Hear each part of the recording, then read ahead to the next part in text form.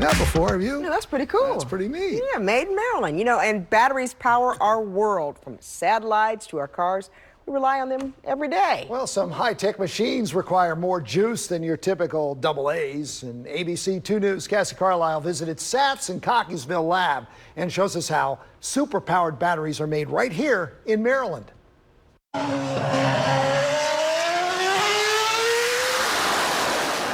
Believe it or not, these high-powered machines run on lithium-ion batteries made right here in Maryland.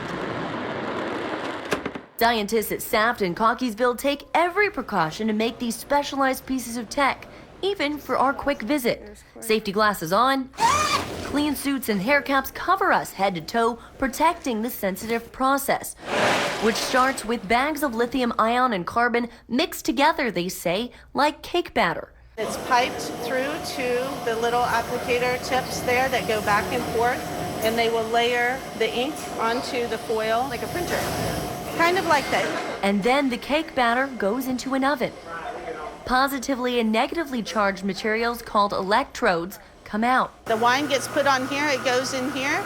The next machine rolls the electrodes, ensuring perfect thickness. If you are making a highly specialized product like we do for space and defense and Formula One applications where they have really high performance need, you need to have the manufacturing be extra sensitive, extra special, extra controlled. That means lots of technicians and tests at every stage. Next, electrodes cut to exact sizes. Those are electrodes that are going to go into cells that will be made for Ferrari, for the Formula One racing that we supply all the batteries for. So we also start up the engine? It's some of the starting activities, but it's all the power during the race. There we go. Walking through the facility, we saw rolls of electrodes that will eventually power satellites, F-35 jets, and emergency car devices, all waiting to go to the most fascinating machine in the building. Through a series of all these mandrels and machines, they are going to bring the electrodes together with the separator in the middle, and then they're going to make a wind.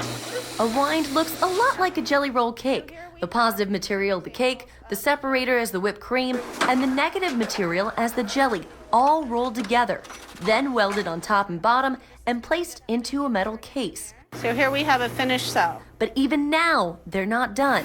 The cells line up, they pull a vacuum, and then they shoot the electrolyte in there.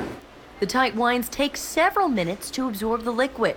And finally, a charge to jumpstart the battery. Every battery in the world has to get some initial charge. It doesn't look that proprietary because they're just sitting there being connected.